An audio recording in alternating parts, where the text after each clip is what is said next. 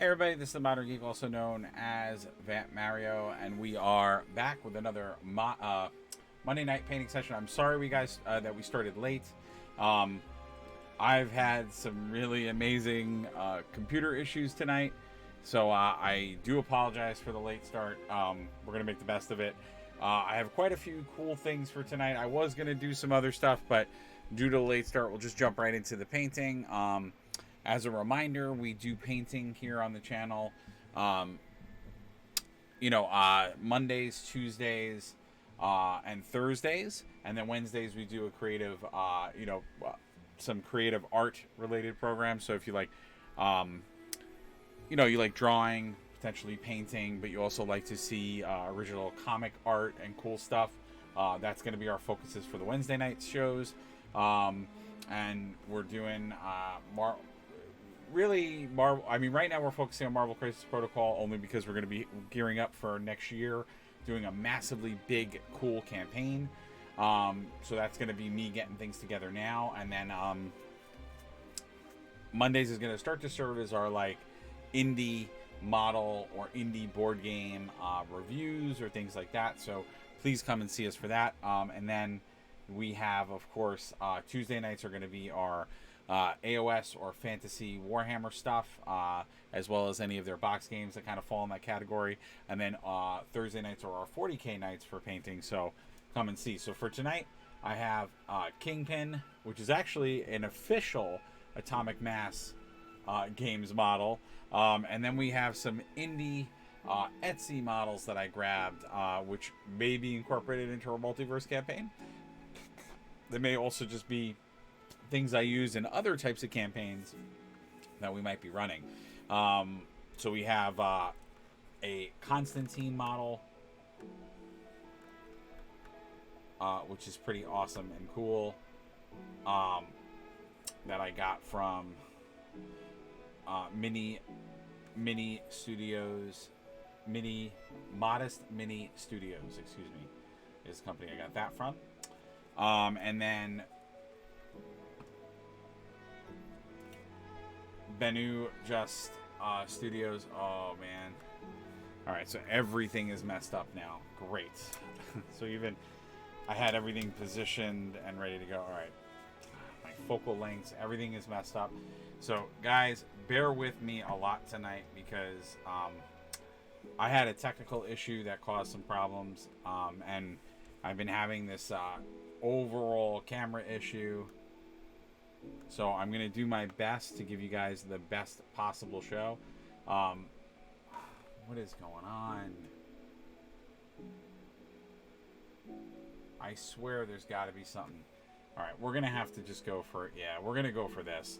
We're going to go for the wide angle shot. I think that's going to be the best way to do it. It is going to, unfortunately, do a couple of other things to our show. But I'm going to have to do it this way because I think this is the only way you guys are going to be able to see the detail in the model, because it'll actually autofocus on the model. I'm going to have to change my table around and a few other things because it's just not the ideal for what I want. Those other cameras on this new phone are all fixed lens cameras, which I didn't realize that until I got the new phone. I should have probably looked into that. Meaning, what essentially that means, or there has to be a setting on the phone that I have on or whatever that's causing a certain effect to happen. But anyway, so we have an undead Doctor Strange from the Multiverse of Madness. If you guys remember, he inhabits or has spirits inhabit him. We were working on this last week, so we're going to continue to work on that as well. So I think we're going to go with the newer model, and then we'll jump back into Doctor Strange after that. But let's start working on some Kingpin. What do you guys think? I think it's gonna be pretty cool. We're gonna see how this goes as far as my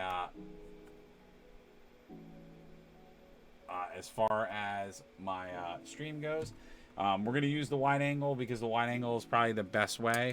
I think what we're gonna transition to is me doing a top down, but I didn't move my camera stuff around yet.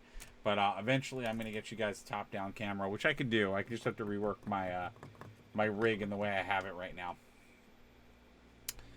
So first things first, I'm going to start with Apothecary White, and we're going to get that on the Kingpin's jacket.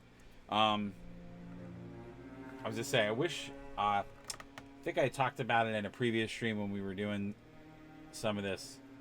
Now, traditionally, Kingpin has a white coat, but I just want to make the coat have a little bit more to it. There's going to be other details, but you know, Kingpin is known traditionally to have a white and or black suit. Yeah, I think actually the lighting is too strong, which is another problem that I'm having. So I may have to diffuse now because I'm using the wide angle versus, what if I did an off so we don't hit it with as much light? That actually might work out better. I'm going to try to diffuse the light.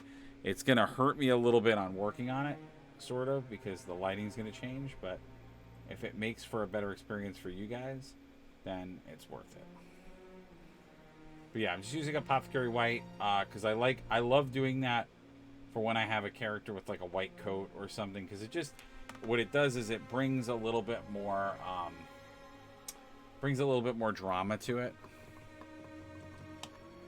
Let's just see if I transition to that other lens. Nah, it is better if I use this lens. Okay, I just have to be mindful, like I have to keep the model. It's like a subtle field of I have to just keep them. Oh.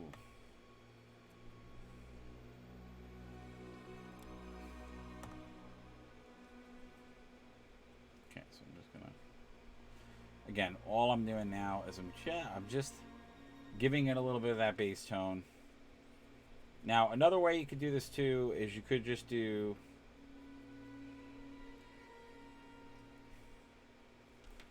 what you could do is you could just do null oil for the cracks. That would work too. And please, guys, if you like what you see and you are first time to the channel or want to see more, don't hesitate to follow us. And the real thing that is going to make us shoot up and be the wonderful channel that I want us to be is if you come live with us for the journey. So come to us, each day that we're on that you can. So we just build and build and build, because I say it all the time on these streams, and I think it's always an amazing thing to say out loud. But you see a number there of about 200, almost 300 strong, and I am still not affiliated on Twitch. And and part of that is Twitch. So for anyone that is thinking of doing Twitch, I will say it is unforgiving a little bit to get to that affiliated status, because it's kind of a constant struggle, because when you first start out, you're not really publicized on a lot of Twitch's sites. So meaning they don't, like, you're not really in there, you're not being seen by a lot of people. It's not until more people watch you, which kind of, I mean, quite honestly, it logically makes sense from a business standpoint. Like, the site, because it uses algorithms, it's gonna push the people who are getting larger audiences.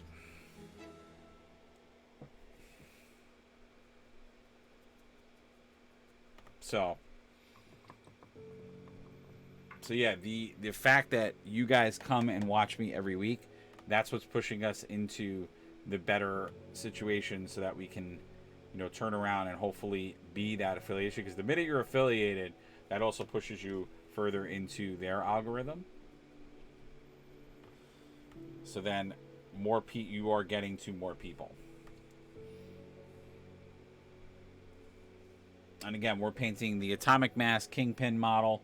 I didn't bother to show you guys building it. I can talk a little bit about the model itself and the build. I mean, like, one of the things I love, part of why I love Marvel Crisis the reason I love Marvel Crisis Protocol as a game and as a tabletop game is I do love, in particular, I do love the detail of the models, and what I also love about all of their models is the it's 40 scale, 40 millimeter scale. So unlike Warhammer or other games, it's not 32 millimeter scale. So the models are a little heftier. They're a little bit bigger. So they are a little bit easier on the paint side when you're actually trying to paint them. So I find it can be a much more pleasurable experience. But what I love about it is the models themselves. So the folks that they have that are doing their sculpting and other stuff, they really do a pretty fantastic job. You know, they really, really do make what I consider to be just good models, good traditional models. I like that they lean on the comic book side. So they make the characters look like they're comic book versions. They do sometimes, and I say this a lot when we are painting these. They do use, some of them do look like MCU influence, but that's because the comic books, you know, now that the MCU is popular and it was successful, Marvel has started to, there are some cases where Marvel has like sort of remodeled their characters to be the to be the MCU version. So the MCU version has actually influenced the comic. So you either have that look or you might have that feel, and now their even the comic personality is taking on a little bit of that persona, because that is the entry point for a lot of people now. Like they didn't necessarily read comic books and go see an MCU movie. They've seen an MCU movie. So that's why some of the Atomic Mass game models do look a little bit more. This is Gilliman that I'm using right now. But what you're gonna notice I'm gonna try to do is do a very light application of it, because Gilliman is a great color and I like it as a brown. But what it tends to do is it tends to go on very, very it goes on very, very dark or darker. So I try to really use it where I spread it out and I thin it out. Now, they do, I've never talked about this, but they do, GW, because I'm using the contrast paints from GW. Let's paint right now. Oh, man. The focus on this camera is rough. Sorry, guys. I'm getting used to this new camera, and like I said, I would use the wide-angle shot, but I feel like it's so small. Like, then what I'm painting is so small, but there is a, like, fixed field on this, where and I think this is more the camera app itself. Like you guys will see. Normally when I used to use the camera, when I went really close like that,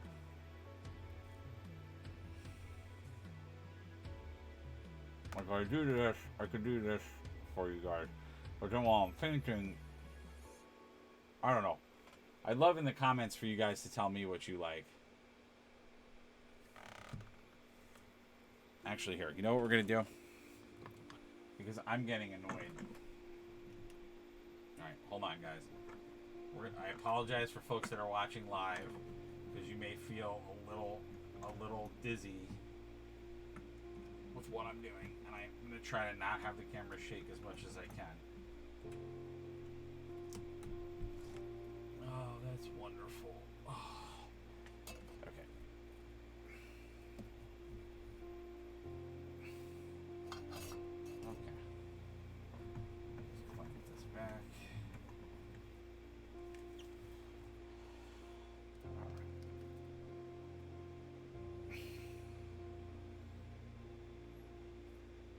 Alright, we're going to try something different.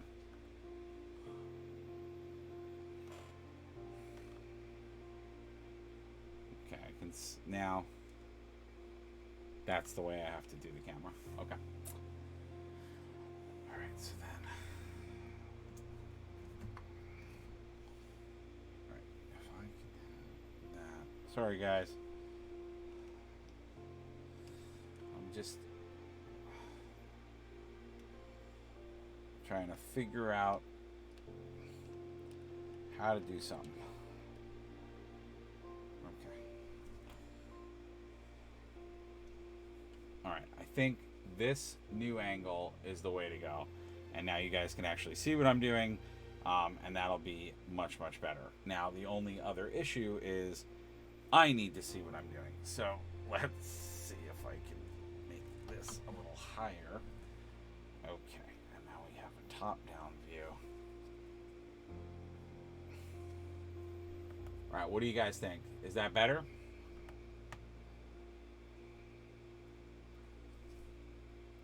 And then out of curiosity, if I do the telephoto,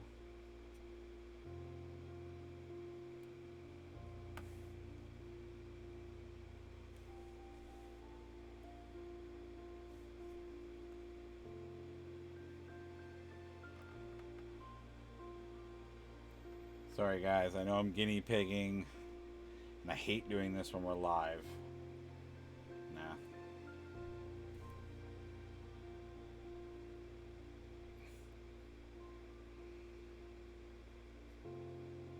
And a little preview. Uh-huh.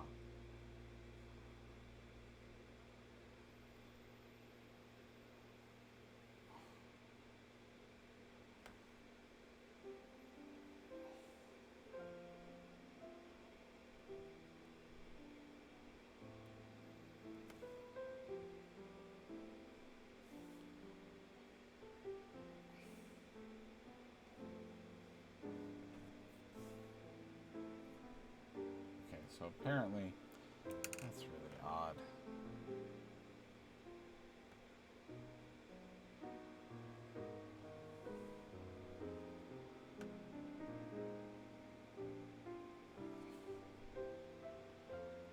Alright, sorry guys. I'm going to stop guinea pigging. I promise. Alright, let's just stick with this camera for right now.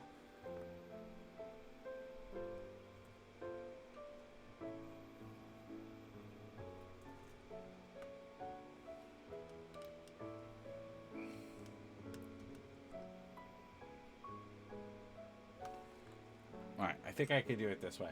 Alright, I've wasted enough of our time playing with my camera. I think this, where I am now, is going to be great. Because the problem with my camera setup is that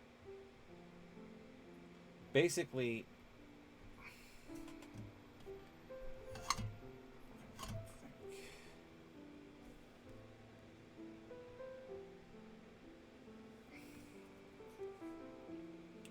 we're going to try this new setup. Let's see how this goes. Basically, I left the brush in the water. That's not good. Basically, I need to be able to see what I'm painting while I'm showing it to you guys. So I think with this new way of doing it, I'm gonna have to like remove a lot of stuff, but that's okay. All right, that was pretty good. Did I break them? No, I didn't. Okay. This is the haphazard stream tonight, guys. This stream was, I feel like this stream had issues from the start, and now I'm just like trying to fix all of them while you guys are, while I'm still like working with you guys, and I love it. I love that it's like haphazard city.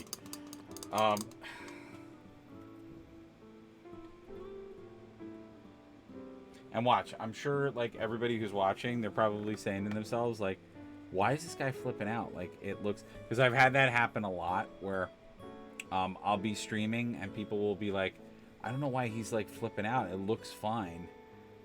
But I just get like nervous that everything is not translating right, or you guys aren't seeing like good detail. But I think this new setup and the way I just did it, I think this was the secret. I needed the camera to be closer with my new camera. So we're going to try this. We're going to see how it goes. We're going to see how it works. And that's all we're going to do. We're just going to keep trying.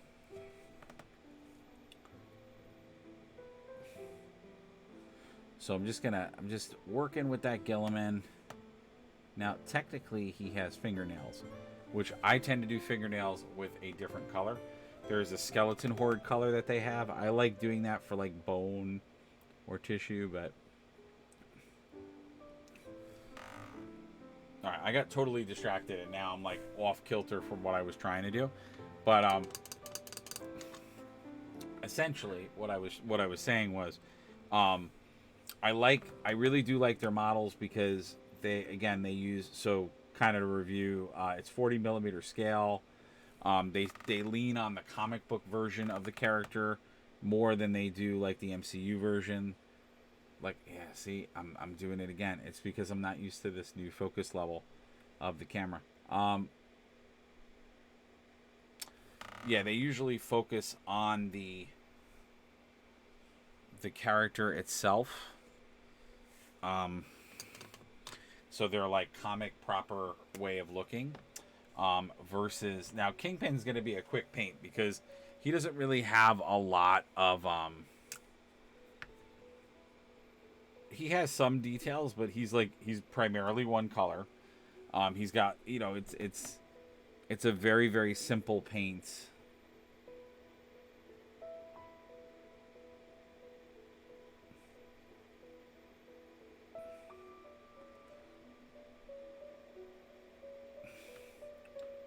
Now this is Retributor Gold, which I'm using because he's known to having gold buttons.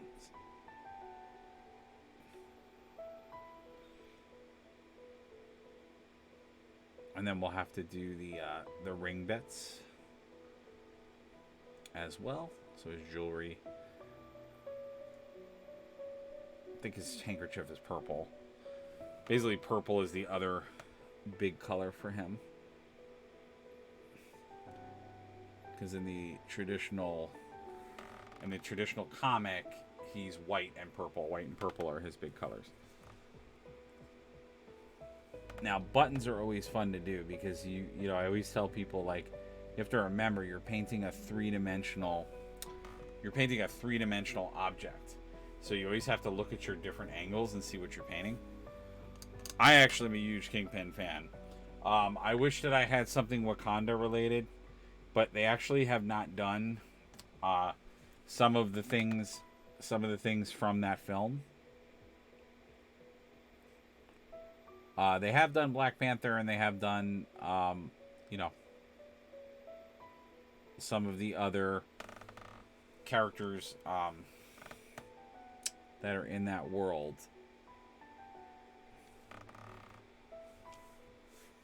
But they definitely have not done some of the newer characters yet in Marvel Crisis Protocol. But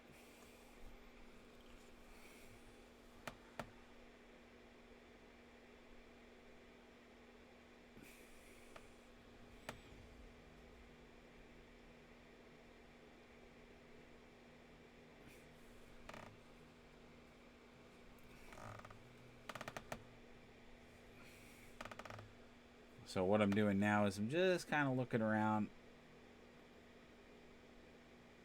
at what or where I might want to do this Retributor Gold. Obviously want to keep all the buttons to be standard. Probably going to do this ring as that as well. Just to bring a little bit of gold throughout the rest of it. So the gold kind of, we have different areas or different elements that are gold.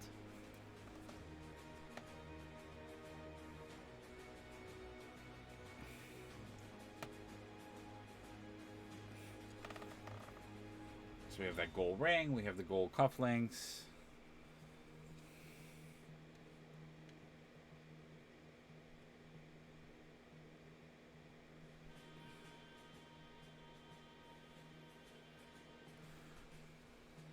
Might have a slight touch up on the gold buttons, but not a ton, because I got a little overzealous with, I think, some of them. All right, so we got all that. Now for his, I always forget, for his like tie and stuff. I know the shirt is. Oh, so the shirt usually is a gray shirt. I remember the tie being purple.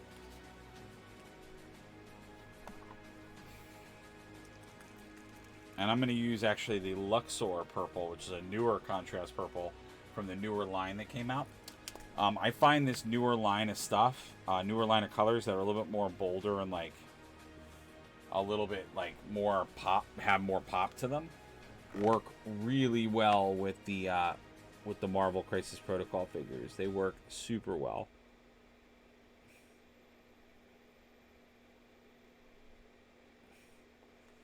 Because, you know, comic book superhero characters and supervillains, you know, they're pretty,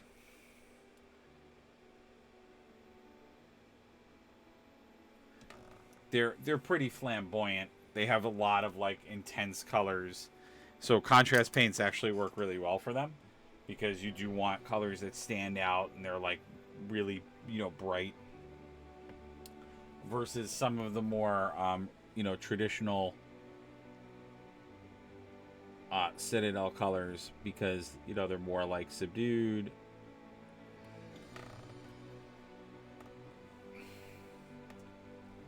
And then he does have a black shirt. I usually I feel like I remember him. Oh, he's got like a tie clip. He's got a diamond tie clip, if I remember correctly. I'm gonna relook at that, but I think that's what that is. And then his handkerchief. Telling you, man. Most of the time I'm pretty good. Tonight, I'm not off, but I definitely feel like I got thrown off by some of the technical issues that we had. So I feel like my head's in the game, and I'm definitely still, you know, still doing my thing, but I definitely am like, I feel like I'm a little bit more haphazard, but as you can see, like we're rounding the corner on him pretty fast. Like, he's not a very intensive paint. You can get him done really quickly. Yeah, let's do a Griffin Charger Gray for that shirt. It's gonna be more of a grayish, but let's just see what that looks like. I don't know if I want to do it like super black.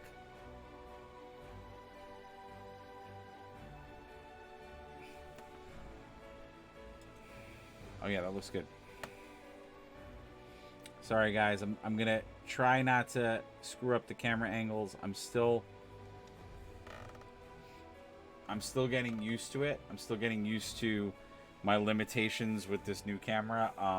I'm actually really, again, I'm a little annoyed because they market this phone as like a camera for people to use for like cinematography and like indie shooting of movies and stuff. But if the lenses are that limiting right out of the box, then you're kind of false advertising it, because if I have to go and buy either additional lenses or I have to do other stuff, then it really isn't going to help me as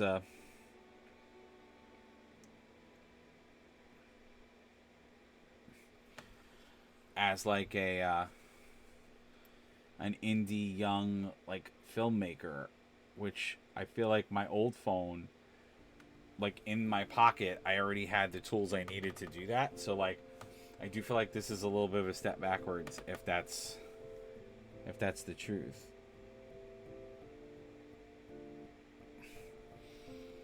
Like, I think it's wonderful and nice to make like a good like still camera, but some of us use this camera as an actual film camera, so.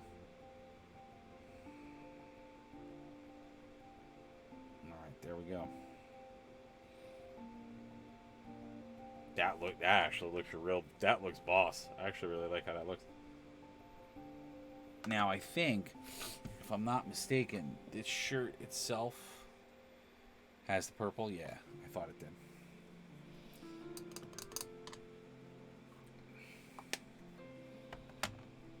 And like, one of the things I really like about their models too is just like, they just do such an amazingly good job at like the poses are always epic, or I don't know, they just look it.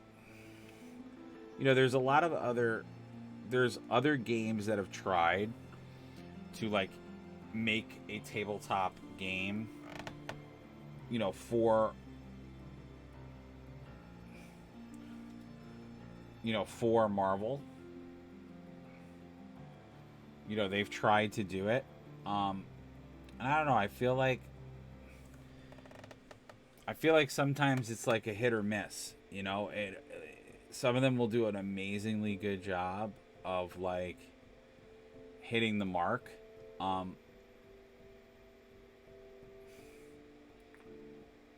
Whereas others, I feel like sometimes it's more like the figures or the poses themselves might seem too rigid, or they might seem too like not dynamic.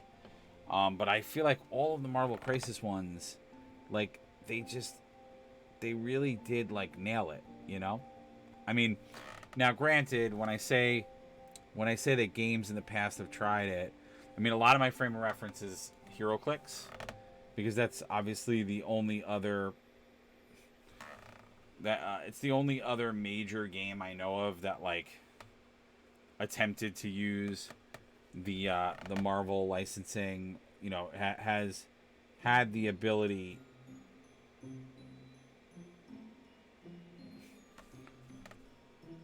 to use Marvel in that way. Although recently there have been an uptick in like other games that I've heard of or I've known of that have been able to use Marvel's licensing. So it is intriguing, but I would say nothing to the scale of Marvel Crisis Protocol by Atomic Mass Games. They're definitely the only people I know of that have had the pleasure and opportunity to like really, really use the license and delve deeper into it. Besides someone like WizKids with HeroClix. Oh, that looks boss, man. I've only done 3 colors and he already looks great. That's what I love. Again, that's what I love about the contrast paints. Like, you guys are seeing the ability of them. So like, and I don't want to market them as magic paints. Like, you do have to still know how to paint, and like you do have to like hone your skill and all of that stuff. But what is going on with this black? Jesus, it's like leaking. All right, so Templar black is what we use next. I'm gonna go for those shoes because I looked on the. I have the box, and I've been looking on that for reference just to kind of see. And I'm only looking at it for reference because I don't completely remember. Because Kingpin has been one of those characters that has definitely been different in the comic books. And that is going to be dependent on a lot of different factors. Like, it's going to be dependent on who is drawing him, what story it is. But they've definitely done like different, incarnations and different approaches with him. So, I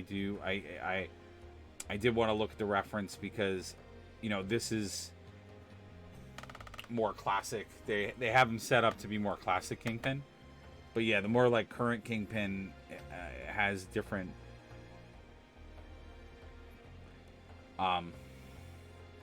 he had different coloring,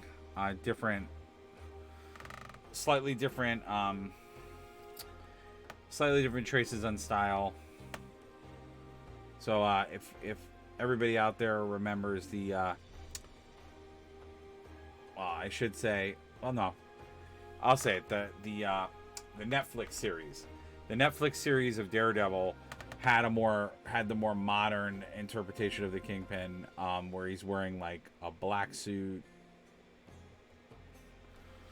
Whereas, spoiler alert, if you haven't seen some of the Disney Plus shows, I am going to spoil some stuff right now.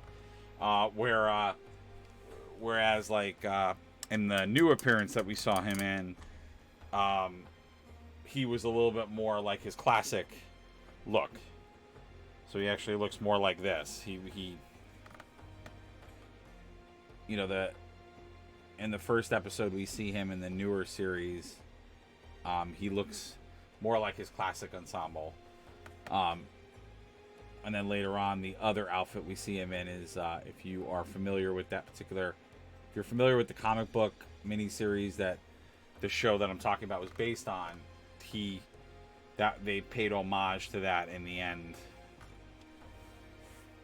with him having the more proper attire, because he does wear that attire in that miniseries. But what we're doing now, this is more like classic Kingpin. And what's cool about Kingpin for a lot of people that they don't realize is that he actually was a Spider-Man villain. He showed up in Spider-Man first, and then he actually became more of a Daredevil villain when Daredevil got introduced. But he was a Spider-Man villain.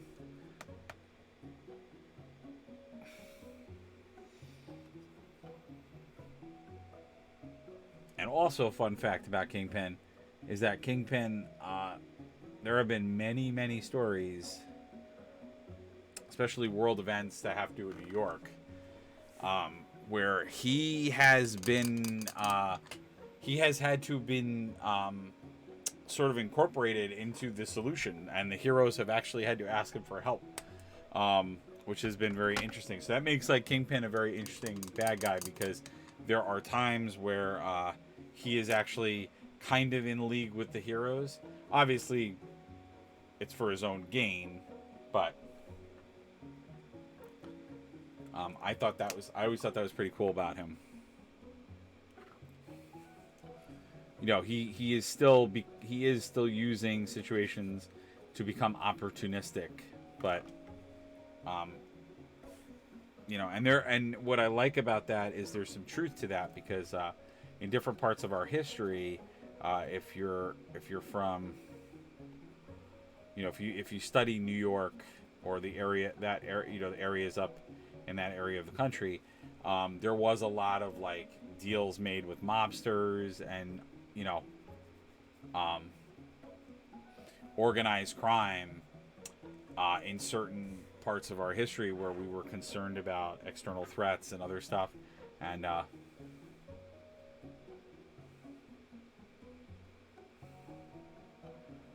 so I like that Marvel has like somewhat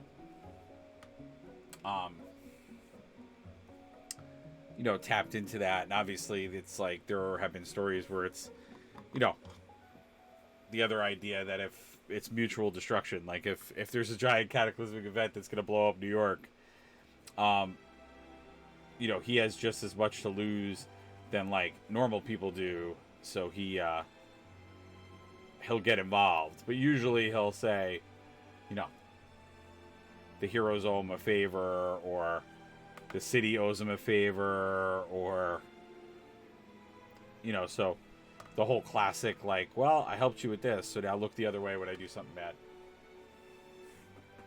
My brother had the first couple hundred issues of Daredevil, which I read, but I couldn't get into the Netflix series. I liked him in Hawkeye series for the time he was there. Yep, I think people are gonna like the So I liked, he wasn't bad in the and by the way, thanks for coming back, Gerard Monster. Yeah, I think people are gonna like what they're gonna do with him now versus the Netflix series.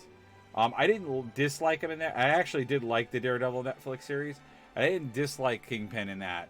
But he was, you know, I think what's the way to say it? So the Daredevil Netflix series is kind of like, I sort of characterize it the same way as I characterize the Christian Bale Batman movies.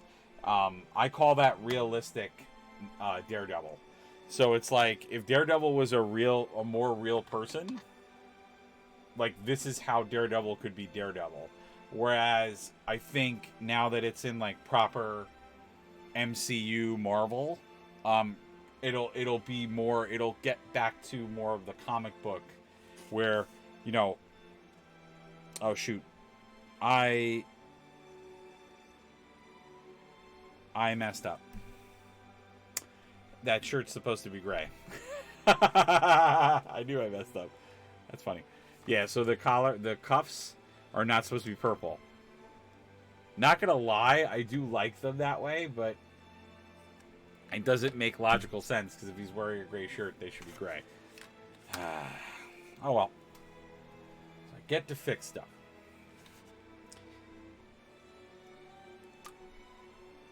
I like having the purple there because it like completes it. So what I'm gonna do is I'm gonna make his cufflinks purple.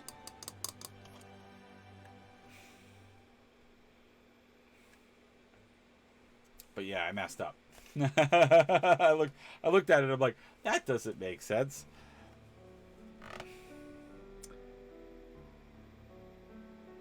You know, I say it all the time. When you're painting, if what you paint doesn't make logical sense, then you got to redo it.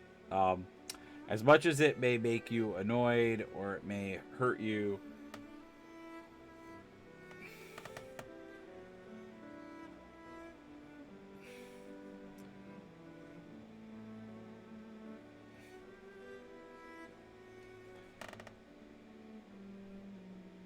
so I'm just gonna whiten over that, so I can just so I can throw the gray on top of it.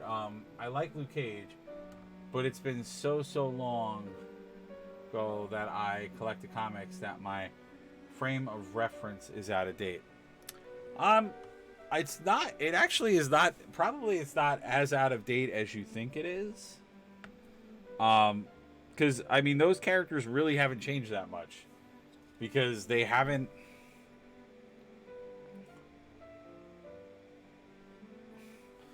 You know, they really haven't done much with those characters. You know, like they did obviously when the Netflix series were on Netflix, they did have like some stories that they did, but they didn't. You know, Marvel doesn't do that anymore.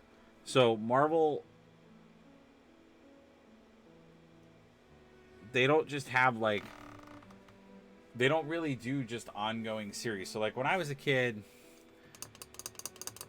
I was collecting comic books, like this whole nexus of TV and movies like wasn't there. There was cartoons, but there wasn't this nexus of TV and movies. So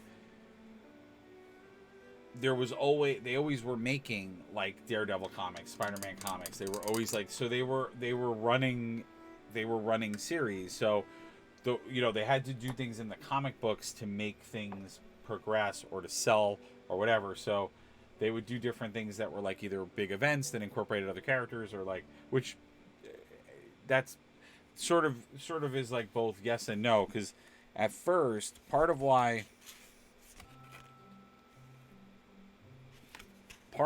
it was so monumental, I stopped collecting when Angel lost his wings. Wow. And then turned evil. So that means when he became Archangel. And brooding in the Age of Apocalypse event. I'm an Angel fan. Okay. Yeah, I was going to say, that's Age of Apocalypse. Yeah, and he becomes Archangel. Yeah, and then we have the 4 Horsemen of the Apocalypse and the Horsemen, and that's where Wolverine loses one of his hands and all that good stuff. Yeah, that gets crazy. That gets super crazy. That's cool though. Yeah, I'm a fan of Angel. I liked Angel. I mean, I was an X-Men fan in general. Oh, that's Red. Red is not going to get the job done. I was a fan.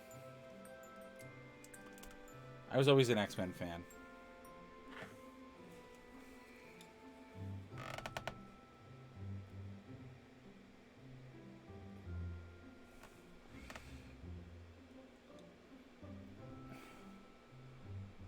I'm going a little off script here. I believe I'm trying to have fun with these rings and stuff. I believe it's supposed to be a diamond studded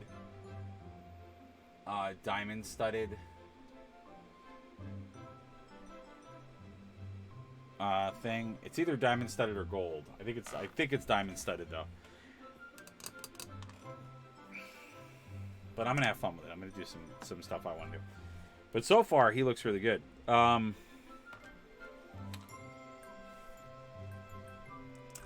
yeah, I was always yeah.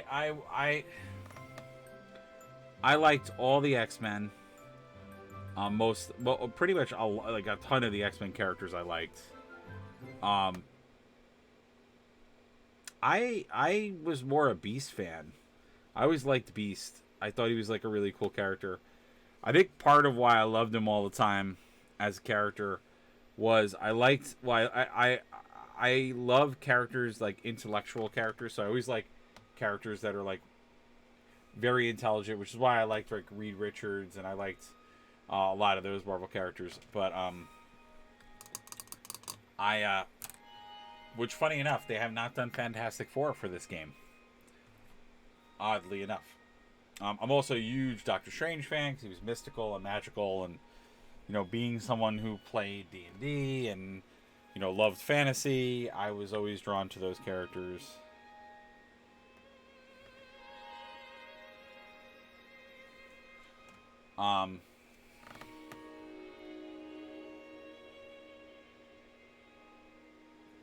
But I was a big X-Men fan. And I think if you were collecting comics at that time, I mean, obviously I loved Wolverine. I was a huge Wolverine fan because who the heck doesn't like just a character that was very, very, very brutal and just very... I loved how he was always to the point. Whether people liked it or not, he was just always brutally honest. Because, he had that... A lot of it was that he had an animal instinct, so he didn't really care about... He didn't care about offending people.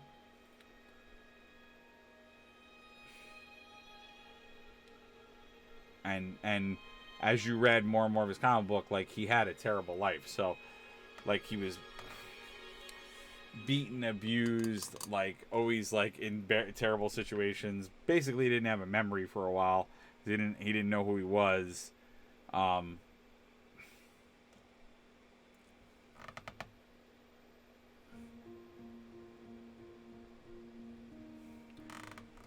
Which I'm curious if in the new Deadpool movie, if they will make... I'm assuming they'll make a Canada joke. Because if Doctor Strange is the best. I've started reading the new Strange comic where Clea takes over, as the Sorcerer Supreme with Stephen Strange, Stephen Strange, or as dead as a comic book hero can be, at least. Yeah, no, in recent comics I was going to actually reference that. That was actually the death of Doctor Strange, which is the mini event that leads you into her becoming the Sorcerer Supreme. I love that little mini series, and that I am enjoying that. I am currently in the same boat with you on that, so I'm a big fan of that.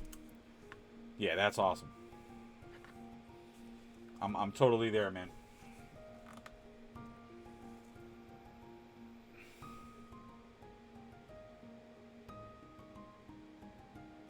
Totally there.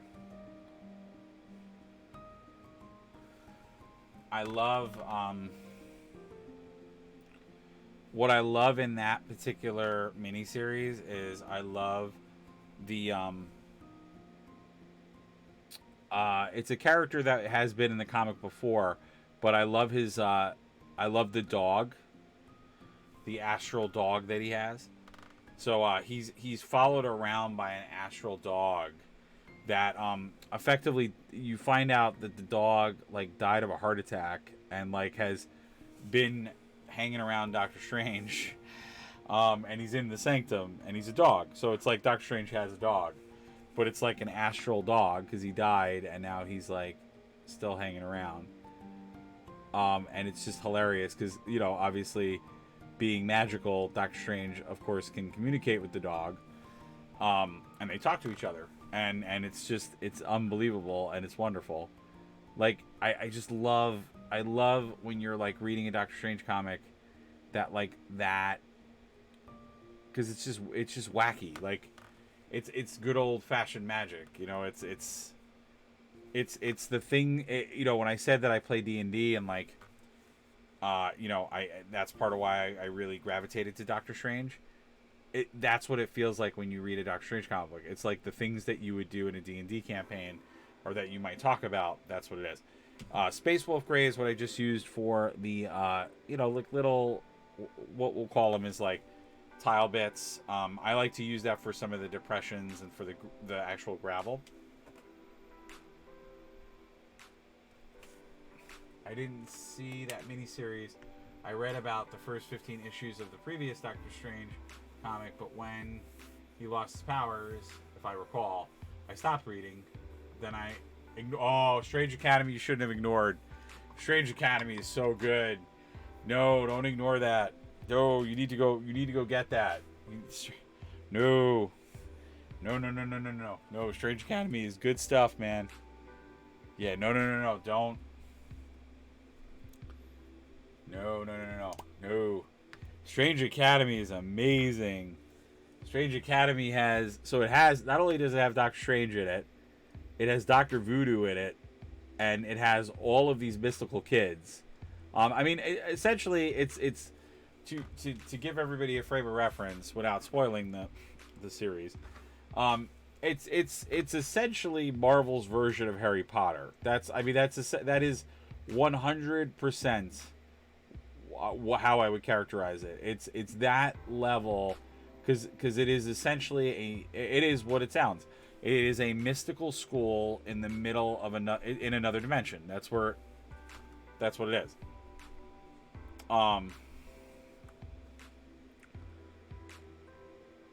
And the rationale and the reasoning behind it is that, so you just referenced Doctor Strange loses his powers. So part of why Doctor Strange loses his powers is because the world, like, basically because of different events, the world is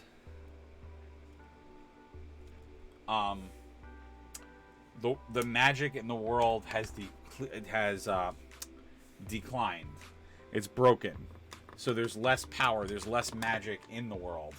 And so that's why Doctor Strange starts losing his powers, because there's basically not enough magic for him to be as powerful and as mighty as he used to be.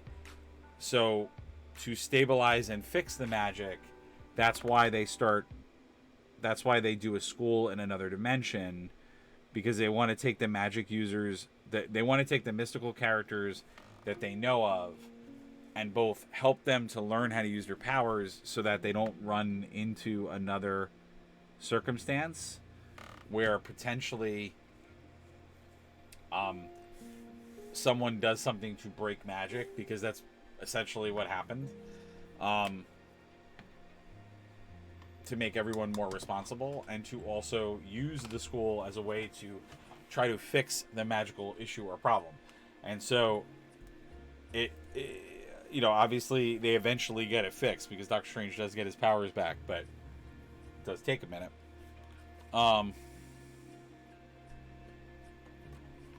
But yeah, it's a dope series. It's so cool because it's got so many like really cool.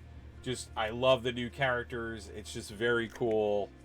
You know, it's. Oh, I didn't want to open that. Damn, I opened the other paint. Shit. I wanted to keep using this other lead belcher until I really couldn't use it anymore. Yeah, but I just like the characters. They're and also Strange Academy. What I like about it is effectively actually new characters. So there's like a lot of newer characters in there and a couple of cameos of older ones. So I would not pass up Strange Academy. If you could get, which at this point you could probably get a collection, a volume of it, or graphic novel of it. Collecting story arcs. I would do that. I would take a look at it, or if you're privy to like Marvel Unlimited or anything like that, you could definitely go and check those out. But yeah, I would not abandon those that idea. And just to be clear, when I say all of that, if you don't want to read it, you absolutely don't have to read it. But I can tell you, I thoroughly enjoyed it. I thought it was really cool. Yeah, all of those types of things.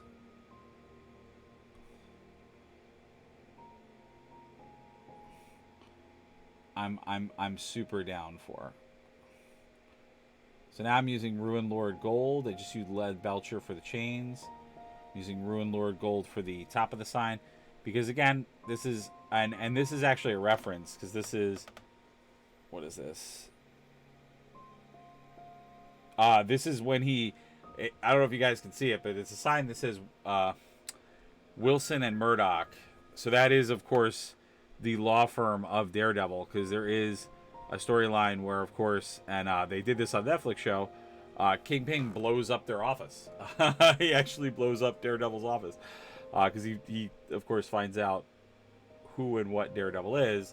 So that is the sign that he is standing on the ruins of course, ordering someone to destroy the office. And what's really cool is so you can buy apartment building terrain for this game. So they actually started making some terrain pieces. They've made an apartment building kit, and they made the Sanctum Sanctorum.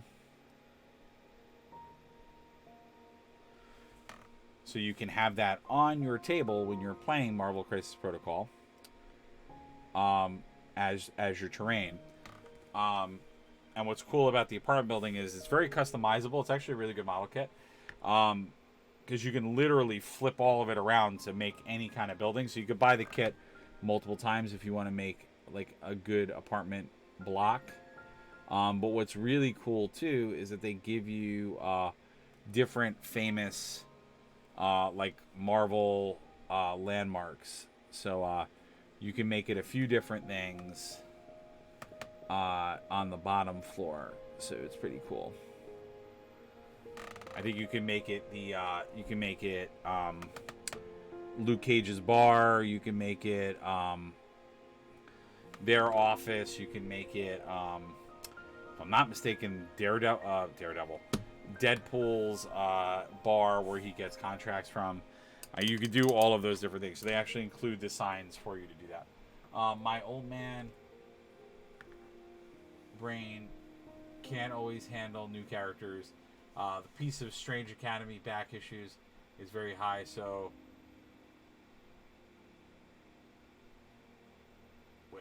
so your opinion is the majority. I want a comic series of zombie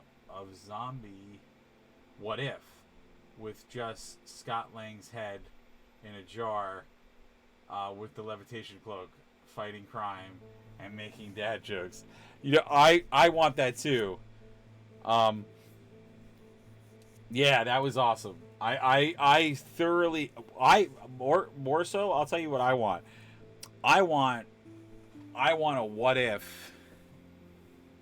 I want the team. I want the What If. And I know, like, I won't get that because obviously, and it's kind of topical. It's funny that I'm going to talk about this, but Chadwick Boseman obviously is not alive, and so we can never get him to voice or be T'Challa as Star-Lord in that What If episode.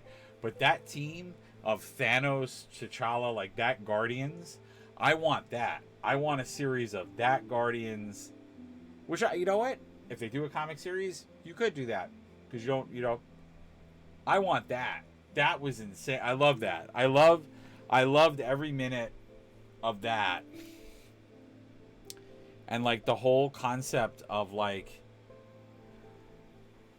they had a what if box for the game you're painting. Saw it at the localish store.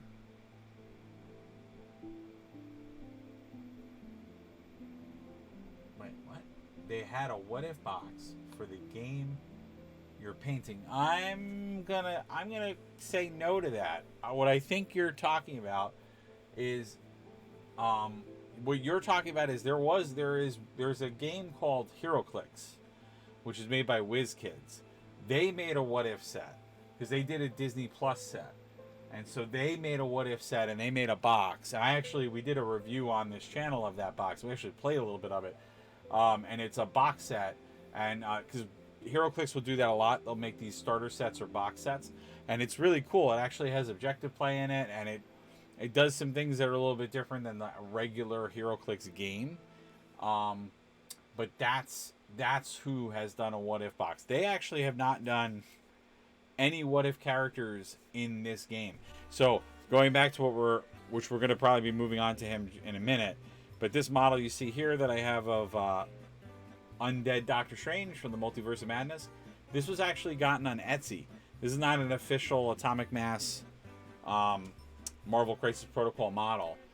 They actually haven't done any of the multiverse versions of characters or anything like that.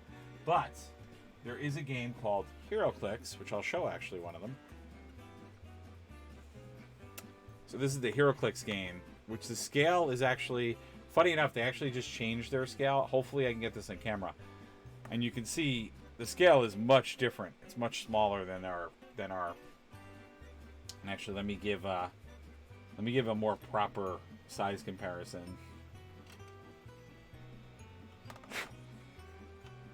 Because Beast is a little bit more in size, but this is HeroClix, and they actually have done a what if set. So this is all based off the Disney Plus what if show. And they've in the past also done like the Marvel Zombie characters, but that is yeah,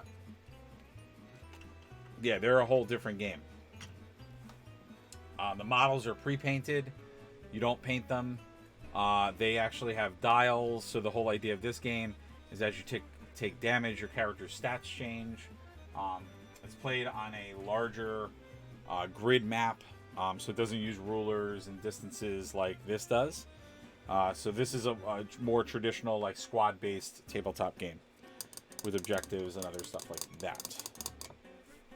Now, what I'm painting all this up for is so we can actually do a. It's so we can actually do a. We can actually do a custom campaign. So I'm pretty sure that's what you saw. It's very cool though. If you want to get that box, it's actually a really cool box. And what's cool is it basically has like a it has it had what was I gonna say? It has on it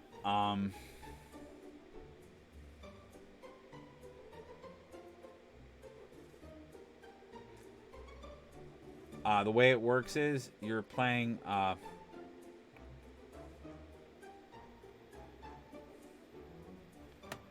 yes.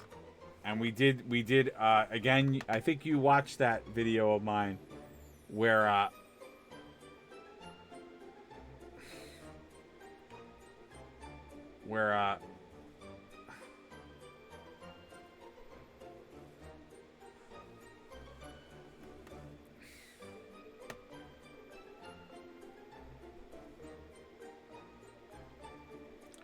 so yeah, if you guys want to watch a really fun video, we actually do have a video of me opening that Galactus, which is insane. So I do own that hero. I actually own two. I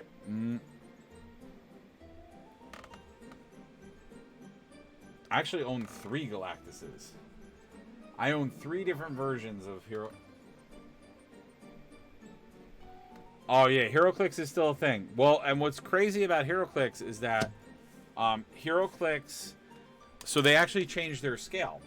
So I just showed you guys a figure, but yeah, all of their figures they actually changed the scale of them. There's Baron Zemo from the Hawkeye, from the Falcon and Winter Soldier show. But yeah, they actually changed their size. And I think I've said this on the channel before, I think they did it because if you look at the scale now of HeroClix, and you look at the scale of Marvel Crisis Protocol figures, they actually look very similar in scale. And I think part of the reason they made the scale bigger was because this game came out. And I think HeroClix might have seen a downtick. So they actually made the figures larger. I remember the first time I opened a HeroClix booster for that, and I was like, what? And they were actually bigger. They were actually larger figures, and I was like, oh, isn't this interesting? You guys made the scale bigger, which is part of why Galactus, that Galactus you're speaking about, is slightly bigger than the other Galactus they made, because now they had to make the scaling a little bit bigger. But I actually have two versions of Galactus. I have the original Galactus that they made very, very long time ago. And I also have the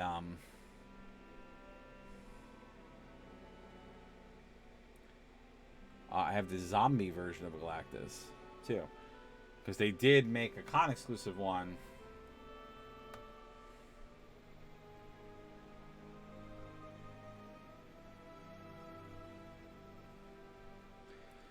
Yeah, it's just they made the models bigger. It doesn't change. But I will say, if you have like very, very old HeroClix pieces, they may not be as good as the newer ones, in the sense that they've added quite a bit of mechanics to the game. So just by comparison, when you're playing with the older pieces, you may not feel like you're on the same level playing field as your opponent. But yeah, the model being bigger, the dial is still the same size. They didn't change the dial, they didn't change the boards, they didn't change anything else. So yeah, you're still playing with all the same. It's all the same in that regard.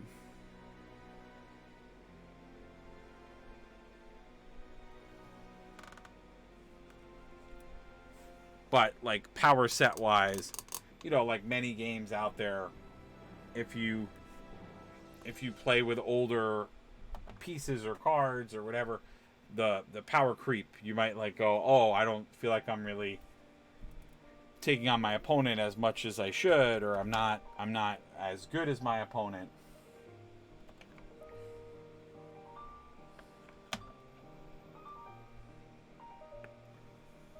I can't imagine a bigger Galactus unless someone is adapting the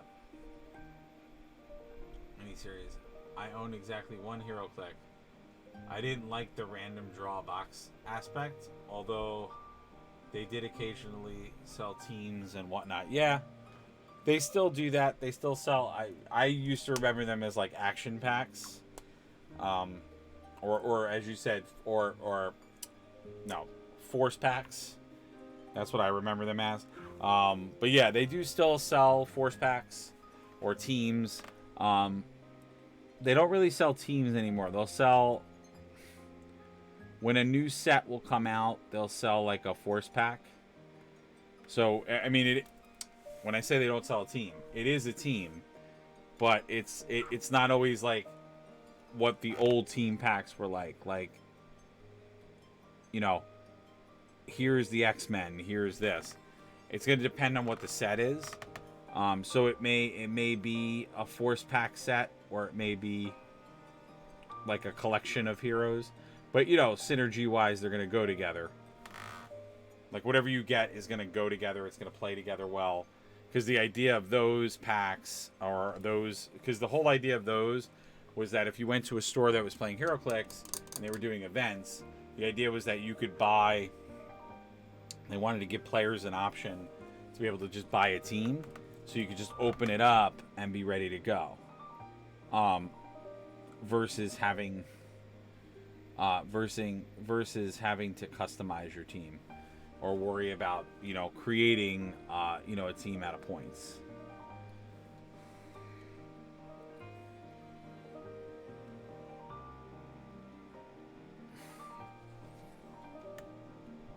So you could just, it would be the standard kind of low point cost, and you can make a quick low point game out of it. But all those characters would be synergy. They'd work together. They'd be good together. And then it was always true that whatever they did for team packs or force packs, obviously those dials would be different than the ones you got in the set, because now typically they'll be the same models, but they'll just do different stats for them.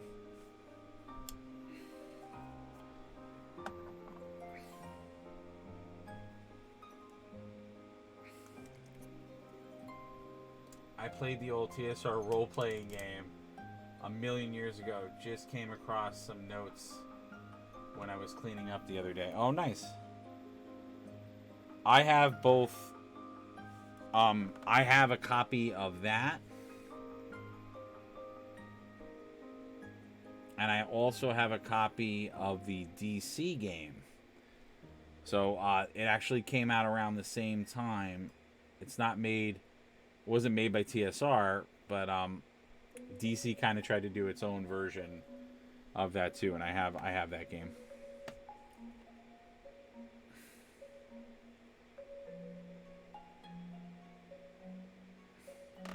But I also played the TSR, so I am well versed in that game, sir. Very well versed. Meaning, I also know for and I should, that's actually a good talking point. But for folks out there who are watching this that may not know, when we do mention TSR, TSR was the original company that owned Dungeons and Dragons. So everyone nowadays, if you play Dungeons and Dragons, are very familiar with Wizards of the Coast, because Wizards of the Coast purchased Dungeons and Dragons. But the very first Dungeons and Dragon books and editions of Dungeons and Dragons were made by TSR. I read the DC game, but the level of powers needed to encompass Superman made it out of my scale. Oh yeah, no. The DC game, the DC one, it's extremely, it's a lot more complicated, which is part of why it didn't do as well, because it is 100% like super complicated, and you have to, it's a lot of tables, it's a lot of things that a player has to figure out. So I can totally see why it did not take the field, and why the TSR one was way more comprehensive and much easier for people to understand. So it 110% won in popularity. I mean, also the other piece to that as well is that obviously at the time, another reason it won out is because TSR was, like I was saying before, TSR was a much more popular company because that company had Dungeons and Dragons. So it's like people who were buying the the Marvel game already knew what TSR was and had already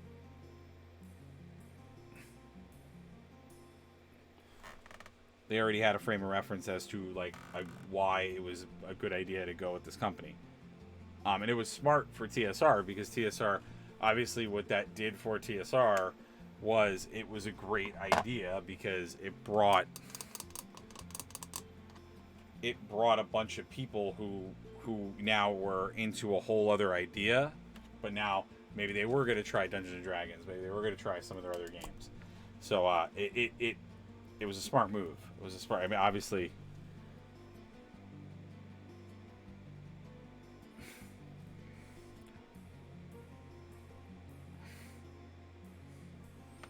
You know, it's like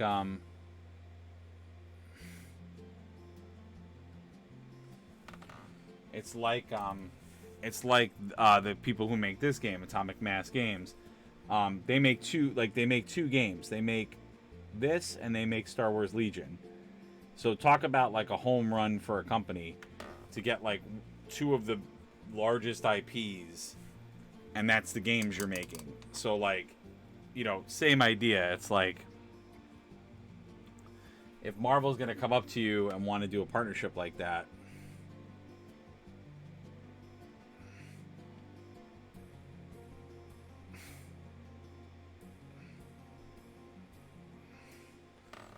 you'd have to be a pretty daft company to not want to do that. You know, so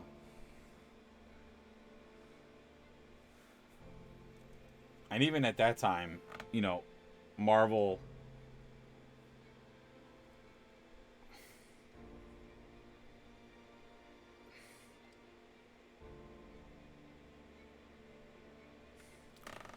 you know, we think Marvel is very popular now, but Marvel was very popular then too. So again, very, very, very smart for a company to want to partner and be making something.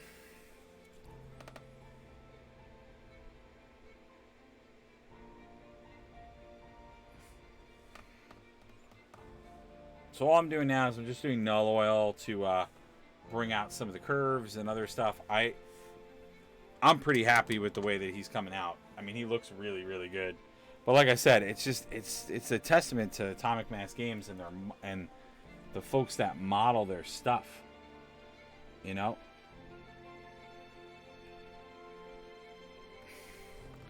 like the folks that design, their designers for their models, they're just so good. Like, and that's why I said I've said it 1,000 times. Like, if I ever stopped playing this game, I still would be a happy guy because I'll just get a really nice, you know, display case and just put all the models I painted in it. Like, because they look great. They're great statues. They're great like ways to display characters that I really enjoy and I really like have fun. You know, same thing with the HeroClix. Part of why I loved HeroClix was like, especially for some of the bigger ones.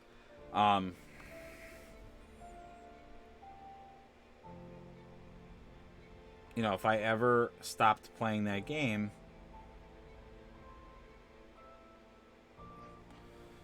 you know, I would still have them as statues, display, you know, items. Lo and behold, who would have thought I would have stumbled across yet another Marvel miniature game, and now I'm actually going to be using a lot of those in our custom campaign so I could have larger, bigger enemies that they haven't made models for yet. I never thought that's what I would be doing with them, but it is in fact what I will be doing with them. So who would have thought that was going to be my usage for them?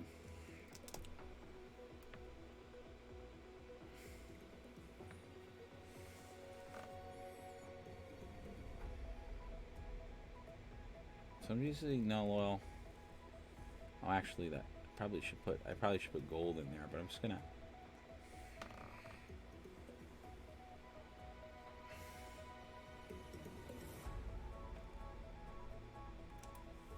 That did not take long at all.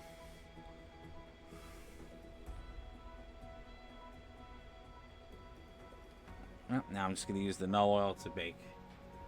And what this will do too, so I use the Apothecary White, you know, to do that kind of grayish feel on his clothing. What this will do when I do the null oil like I'm doing now, this is going to make it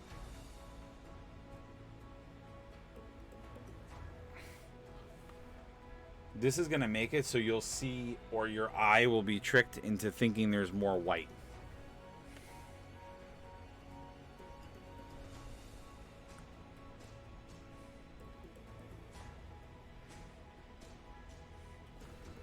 So what's going to start to happen is you're going to actually start to say, oh, look, he did some white parts of Kingpin's jacket because they're highlights, and it's not. It's just because I'm like bumping that darkness up.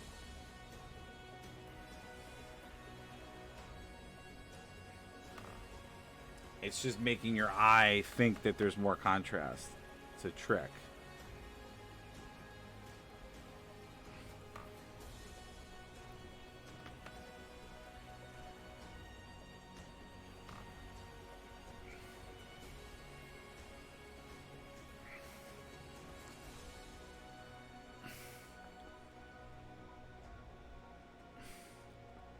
And then I may also actually put more white onto the jacket too. So where my white, I took my white and put it to the side because now I will probably put some white highlights.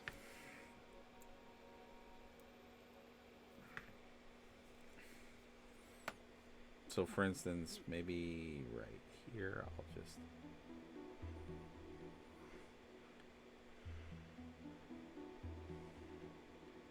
That'll also help to hide a little bit of that stain. But where I really, really want to put some highlights is going to be right here.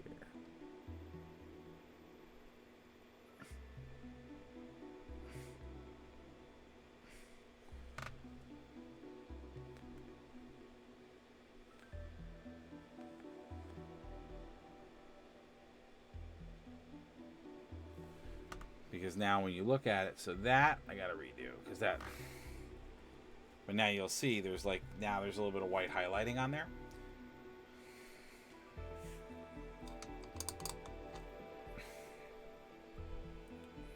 Because I said it on a previous stream that like when I'm doing the Marvel Crisis Protocol, guys, I try to do a little bit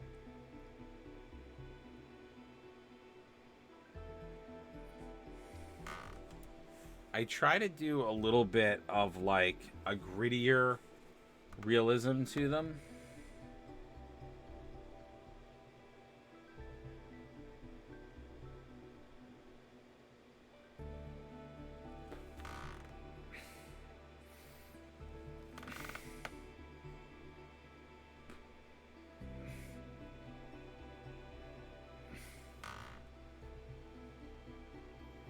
Some old convention exclusives galactic circuit for under,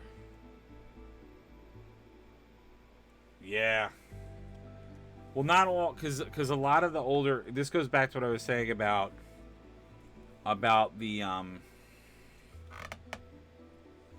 the play value or the scale creeping.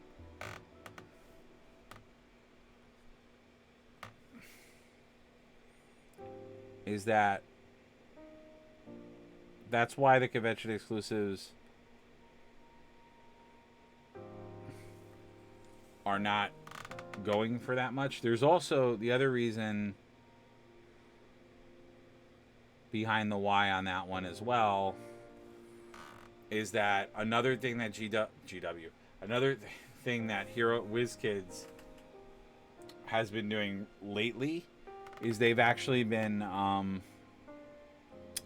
reissuing a lot of those convention exclusives. So they've actually, I don't know if they had more in their warehouse or what they've been doing, but they've actually been either offering them as like, oh, if you buy a certain amount on our website, you can get this convention exclusive, or they've actually started to offer them on their website as like reissues. So I think some of the reason that the values are dropping on a lot of those is that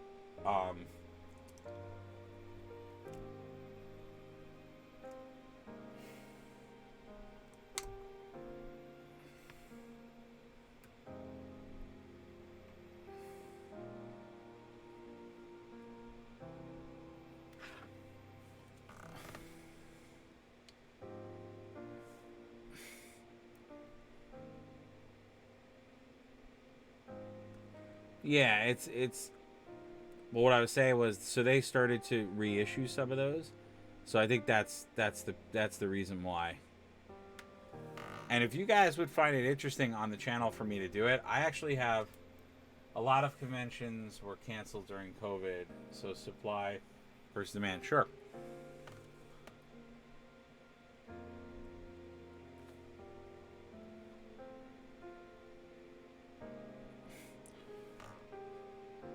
Well, there's also when you're dealing with HeroClix.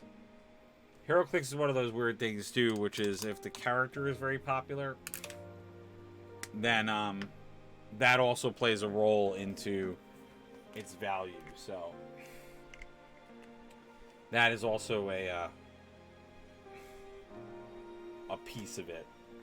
So you'll take a look and like definitely Deadpool. They've made so many, like at this point they've made so many Deadpool pieces, but they always are expensive. Any version of Deadpool from a set is expensive. All right.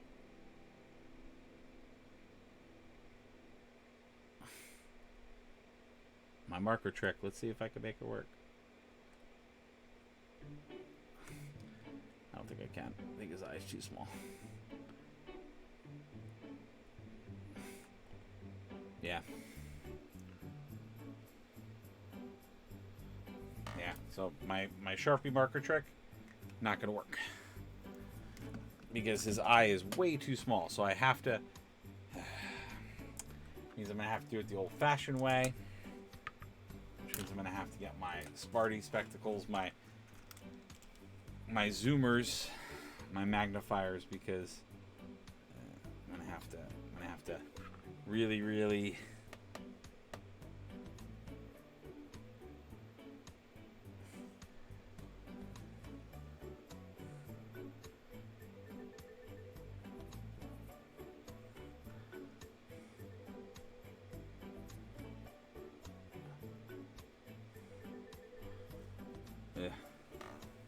That went badly.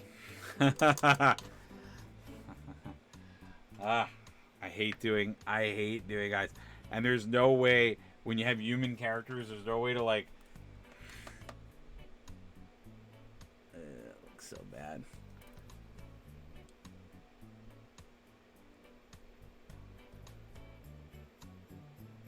Let's just let's paint over that like it didn't happen. Oh, I hate doing human eyes.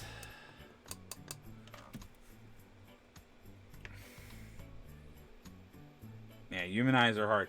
And Kingpin's never been like imbued with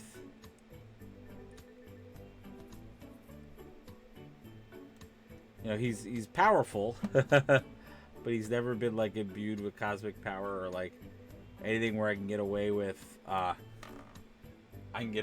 doing his eyes.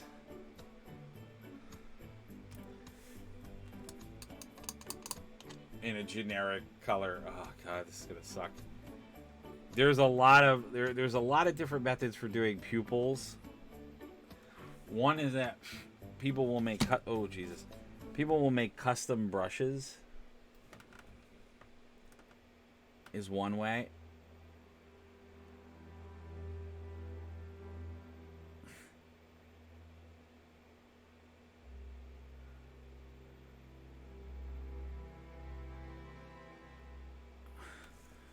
Jesus Christ. It's so small. His eye is so small. You know what I'm going to do? I know what I'm going to do.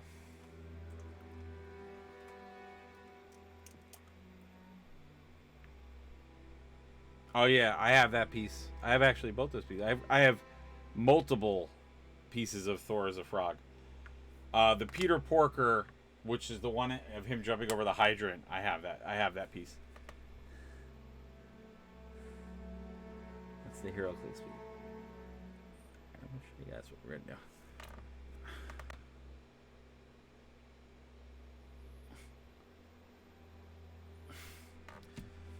Alright. I'm gonna make his eyes blue, which I don't believe Kingpin's eyes are blue. At all. They're not.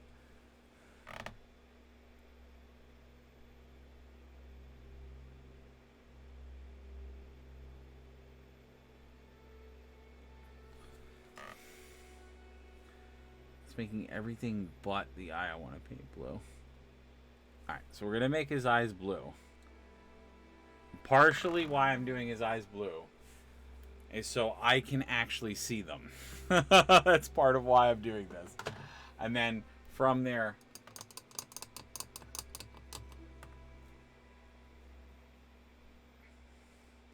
Oh yeah, no. They eventually did make them. Oh yeah, they made a lot of figures. Okay, so now what I'm gonna do is,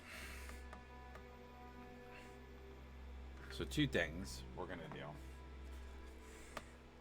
right, so now that I did that, this is the key to doing eyes.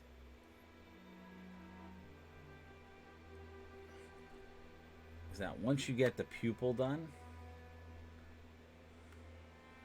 then you go back and you lighten all the area around it. So we're gonna reapply. We're gonna reapply the Gilliman. My Kingpin's gonna have blue eyes because I just can't do, because not painting his eyes, what that will do is it will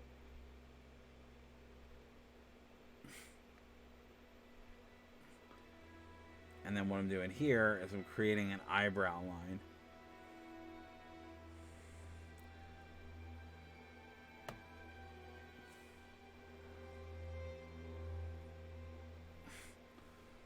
So that I can then... Now that I'm going to use the pen for.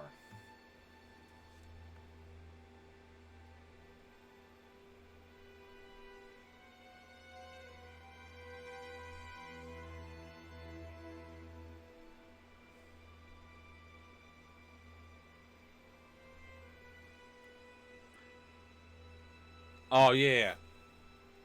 No, mine's going to have blue eyes. It's fine. I have to look it up. There are versions. There are stories where he's had blue eyes. I know artists have given him blue eyes.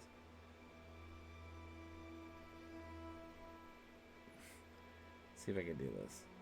Let's see if I can do this. If I could do this, it'd be amazing. I don't think I can do this. Oh, is it that it's dried out? Maybe that's why it didn't work.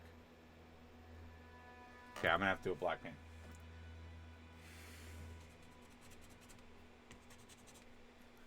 Oh, that might be why. I don't think that's the Sharpie that I was looking for. Oh, this is the one I wanted. That's why it didn't work.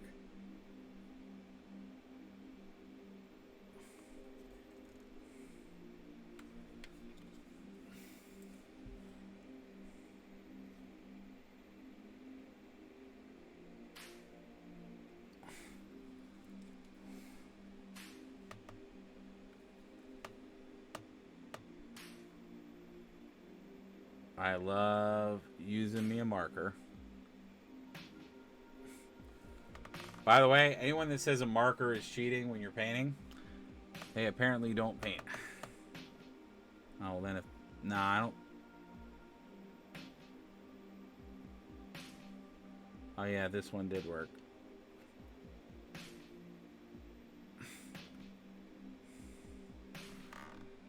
Nah. The eyebrows is enough. All right. Back to rewhitening the eyes again. The eyebrows were enough to ground the eyes.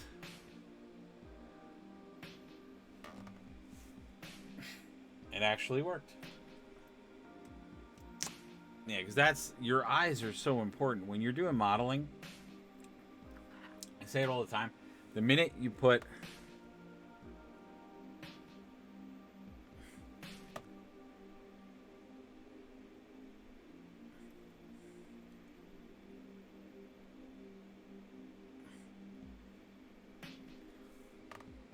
you have eyes, you have some sort of reference to eyes on your model immediately looks 10 times better.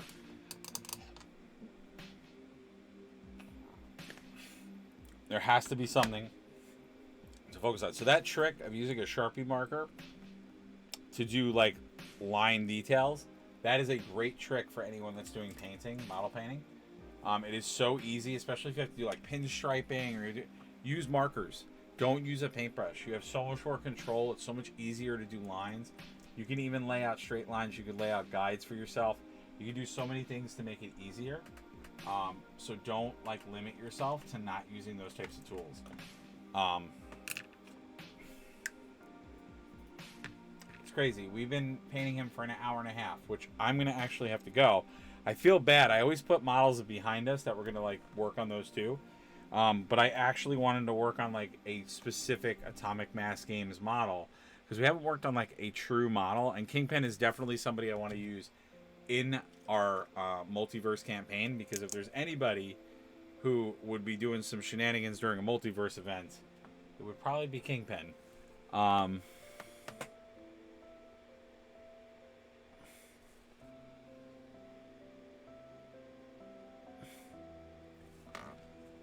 Because Kingpin would definitely be trying to, and he has. He has literally done that. He has, most notably, the event that comes to mind is Secret Empire. That is actually a great event that comes to mind involving Kingpin.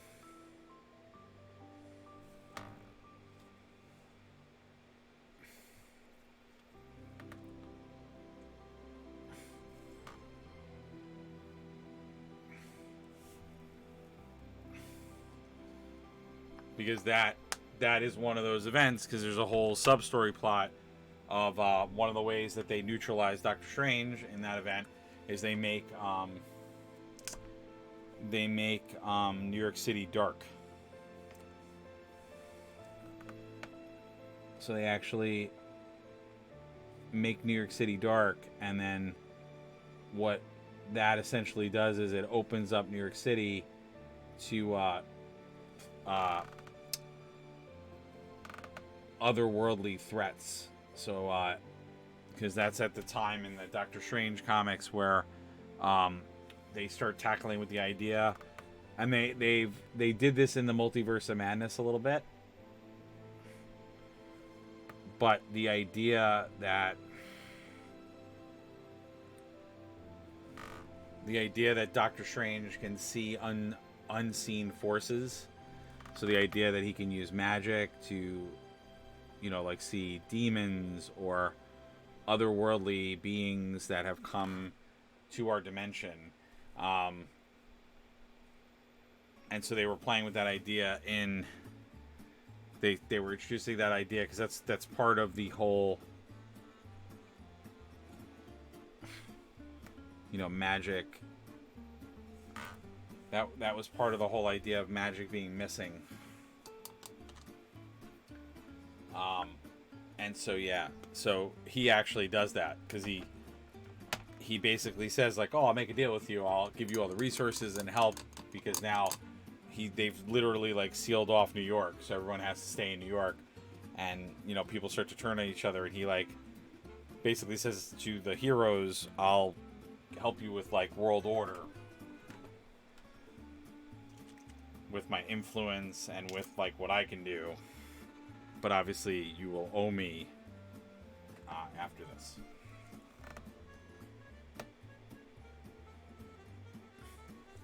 There is a jewel on here.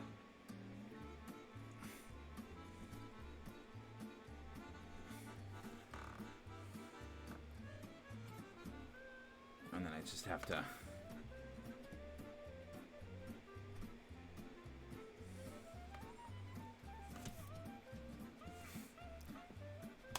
But yeah, so...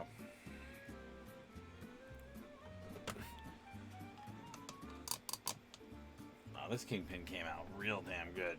I'm really happy with this. Like, this is a done model, which I'm totally down for that. Oh no, I don't want that gold. I want this gold because he's Kingpin. He's got crime lord money. He don't get old rings. He gets new rings. He gets new stylish, cool, good looking rings.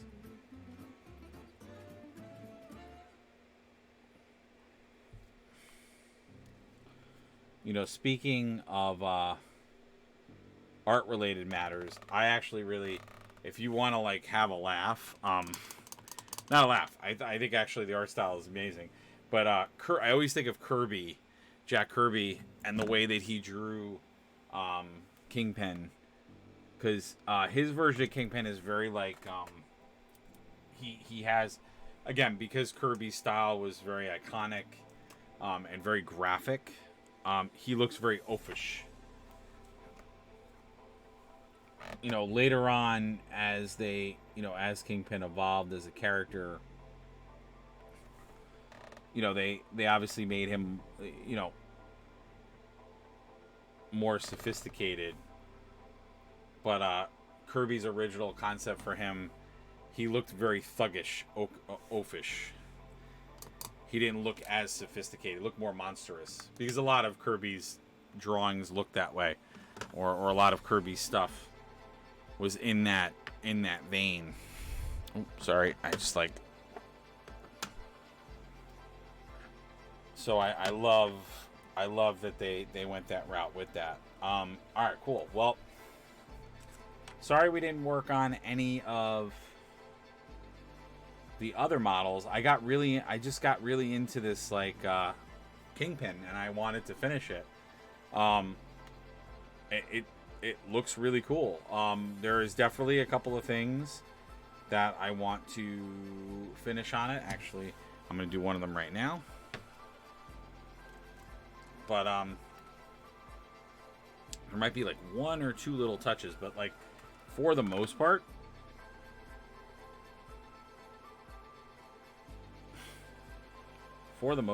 I'm pretty content with how this looks and the way that it came out. I think he looks real good. He looks like he came right off the street, which I like. Love that. I love how like realistic he looks. And I'm pretty happy, because not to say I usually am like have a shortcoming with like regular human characters, but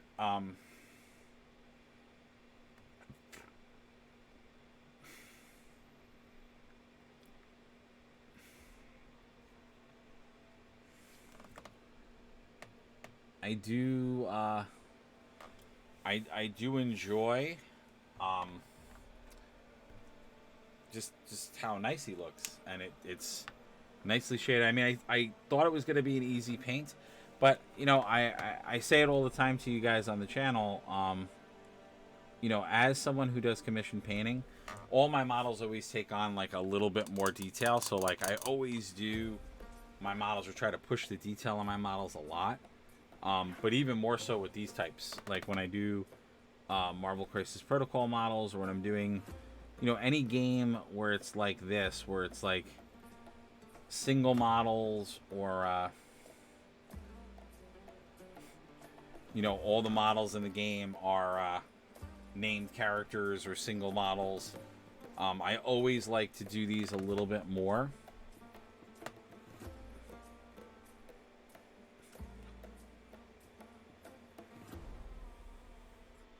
Just gonna do a little bit of a shade darker here, so he doesn't look as like. There we go. It looks a little bit more even. I really like this. I think this came out real nice. I don't know what you guys think. I hope you guys enjoyed it. I really like it. I think it was done super well. Yeah, it looks. He looks like he's ready to go. I love how unassuming he looks too, which is like very much Kingpin. Because that's a big thing with Kingpin. Whenever a lot of heroes met him, they're just like, oh, he's like any other normal like mobster or thug, and then they would like obviously get laid out by him, because I'm misremembering Kingpin, but I think the idea with Kingpin, I think they do say he's like a mutant. He is like, he's not. He does have like some qualities of being like superhuman or whatever, because he's stronger than most people. He can take more blunt trauma and force. So I don't remember their explanation as to why he can do that, but